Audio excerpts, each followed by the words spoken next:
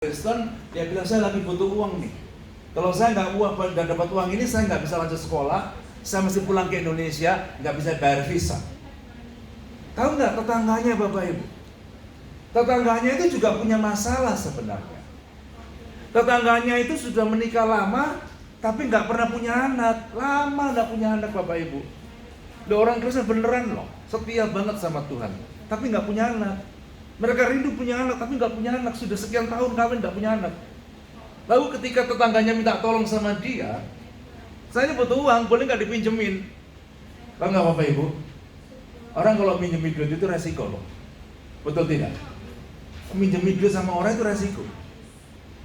Siapa yang lebih ingat? Yang ngutangi atau yang hutang? Biasanya kalau hutang gitu yang lebih ingat siapa? Yang ngutangi atau yang hutang? Yang mana yang lebih galak? Yang ngutangi atau yang dihutangin? Mana yang lebih galak?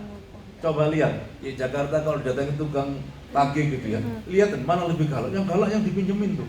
Ya atau ngamuk duluan kan, marah duluan gitu. Saya barusan baca itu kenapa sih orang yang kalau dipinjemin duit itu lebih galak daripada yang minjemin. Saya baca itu sejarahnya, kenapa sih? Dibahas salah seorang psikologis gitu. Rupanya orang yang dipinjemin itu suka ngelupain utangnya gitu. Dan kalau ditagih itu yang lebih galak yang ditagih daripada yang nagih. Ya kan, kecuali datangkan debt collector. Nah, ini mikir, kalau saya pinjemin duit belum tentu duitnya balik. Tapi ternyata apa Bapak Ibu, ini orang Kristen beneran nih. Akhirnya dikeluarin sebagian duitnya. Nih, aku pinjemin kamu. Dipinjemin berapa? Coba saya inget-inget. Sekitar mungkin 20.000 Aussie Bapak Ibu. Bukan uang kecil loh. Siapa yang pinjemin dengan segitu itu? Itu resiko tinggi. Kalau pinjemin $200 ya sudah. Biasanya kalau saya pinjemin orang itu ya, biasanya nggak mikir balik gitu aja lah, supaya nggak sakit hati. Iya tuh, nggak mikir balik gitu aja. Tapi kalau 20.000, berani kau berkata nggak mikir balik gitu? Ya kepikiran. Nah orang ini pinjemin Bapak Ibu 20.000, sekitar itu. Tahu gak Bapak Ibu? Ketika dia pinjemin itu resiko tinggi. Tapi dia cuma ingat, saya mau nabur yang baik aja. Ini tetanggaku tak lihat seorang Kristen juga. Saya mau pinjemin dia.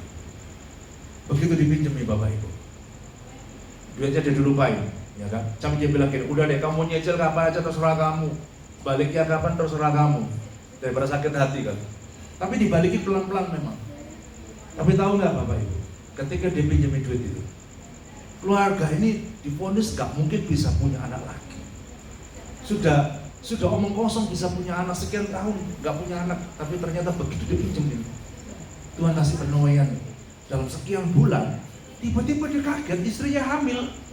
Bapak Ibu lihat, ketika kita menabur yang baik, kita pasti menuai yang baik. Bilang sama saya, kalau menabur yang baik kita apa? Menuai yang baik. Mari, kalau kepingin 2021 itu menjadi tahun yang berkemenangan, seperti Maria itu, dia nabur yang baik. Tidak pernah Maria tercatat dalam Alkitab Maria itu nabur yang jelek. Nabur yang baik, tangannya melakukan perbuatan yang baik, maka dia mengalami itu. Amin.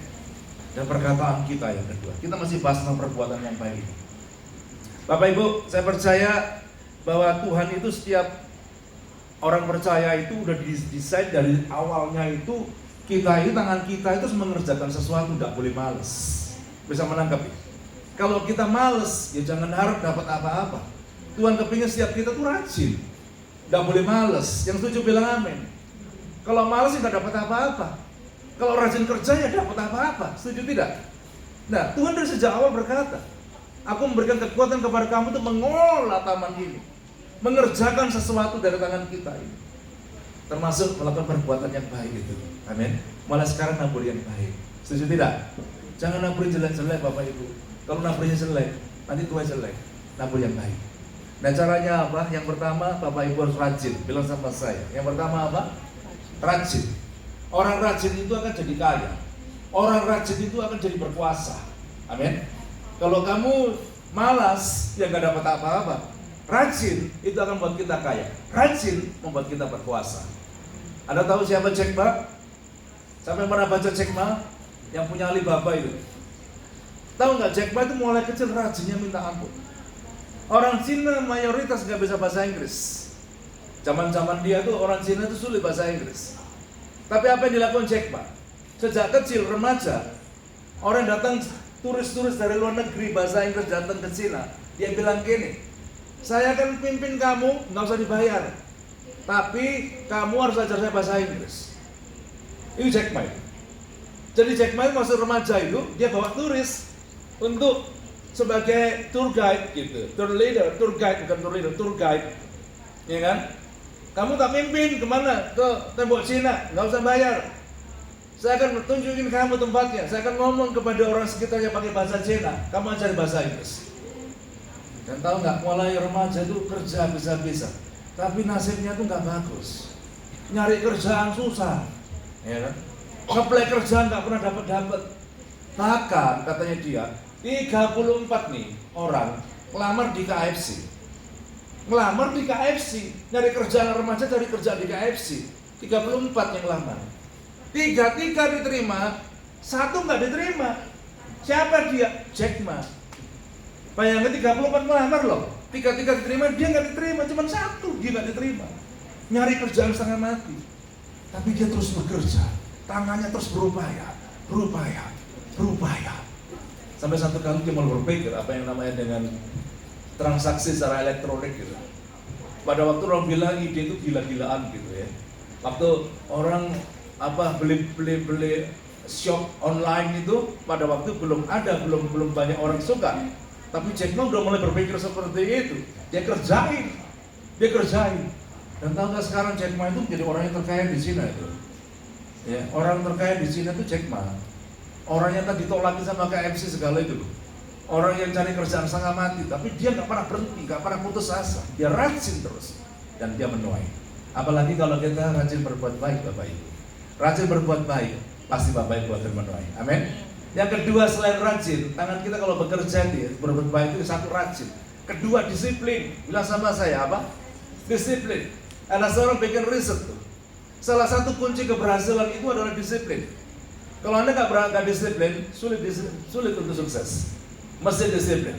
Indonesia terkenal, ya kan? Terkenal apa itu? Bilang sama saya, jam karet. Apa namanya? Jam karet. Kalau kerja, lihat gini loh, orang bule itu kalau bikin pesta nih ya, pesta jam 7, lihat orangnya sudah hadir jam berapa? Jam berapa? Tepat itu orangnya, kerja juga gitu. Coba di Indonesia, ya toh, bangun rumah itu butuh berapa lama? Berapa bulan? Loh, tukang saya dulu begitu kok. Sementara jam kerja dia duduk-duduk cuman apa? Keluar apa? Hati-hatian. Keluar apa? Kucing-kucingan gitu kan. Orang kerja, dia cuma ngerokok. Gimana bisa maju? Lihat, compare Jepang sama Indonesia. Jepang itu udah hancur loh. Kena bom Hiroshima, Nagasaki itu adalah dua kota yang kota gede. Dibom hancur sudah. Tapi mereka disiplin. Lihat Jepang, dalam sekian tahun negaranya bangkit lagi. Orang bikin riset, kalau kita disiplin, Anda akan sukses. Yang setuju bilang amin. Rajin berbuat baik, disiplin di dalam mengerjakan tugas kita, dan Bapak Ibu akan melihat sesuatu akan dahsyat banget. Dan yang ketiga, bicara soal perbuatan baik ini ya, kita harus tepat sasaran dan terukur. Bilang sama saya ketika tepat sasaran dan terukur. Contoh, saya beri contoh. Kalau kita berbuat baik sama orang ya, kita harus benar-benar terukur dan tidak boleh sembarangan gitu. Contoh, misalnya ada orang minta uang nih, ya toh, minta duit. Bapak Ibu berkata gini, kan aku disuruh berbuat baik, saya kasih uang. Besok masih gitu lagi, minta uang lagi. Bapak Ibu kasih lagi. Saya mau tanya, mau nggak berbuat begitu sampai setahun kayak gitu terus? Nah, kalau berbuat kayak gitu terus cuma kasih, itu namanya tidak terukur. Tidak tertata, tidak terukur. Kalau Bapak Ibu nolong orang seperti itu, mending begini. Kamu nggak punya kerjaan, coba ya, aku dengerin. Tak cari lo kerjaan. Ini tak tanya-tanya teman-teman, kalau dapat kerjaan, ada kerjaan, tak kasih tahu kamu harus kerja. Ada orang kadang-kadang ya, saya heran. Untuk mau jadi sukses tuh masih milih-milih gitu loh. Tahu nggak Bapak Ibu? Kalau kita itu ya, cari kerjaan, usahakan jangan pilih-pilih. Kerjain dulu aja nggak apa-apa. Nanti kadang-kadang lewat kerjaan itu Tuhan bawa ke lompatan-lompatan yang lain. Yang setuju bilang amin. Jangan bilang enggak lah, enggak mau kayak gini. Itu enggak mau. Kapan dapat kerjaan? Kita harus berani untuk menerobos itu. Amin. Nah, orang nggak punya uang, Bapak Ibu cuma kasih duit, dia nggak berubah. Caranya apa? Oke, kamu nggak punya kerja, tak cari kerja. Kamu suka masak? Nah, kalau orang suka masak, beliin buku resep. Ya toh, daripada kasih uang, beliin buku resep, pelajarin buku resep ini. Kamu mulai masak. Lalu PO-an, sehingga hidupmu berhasil. Yang setuju bilang amin. Itu namanya terukur, Bapak Ibu. Kita nolong orang itu terukur dan terencana, bukan sembarangan gitu. Bisa menangkap ini? Nah, jadi tangan kita tabur perbuatan yang baik. Sekarang kita mau bahas soal perkataan. Karena di dalam kita harus berkuasa dalam apa? Perbuatan dan perkataan. Perkataan kita sekarang. Percaya nggak bahwa perkataan kita itu berkuasa? Setuju tidak? Dalam mulut kita ini, perkataan kita itu berkuasa. Yang setuju bilang amin. Coba berdiri sebentar. Kita berdiri sebentar.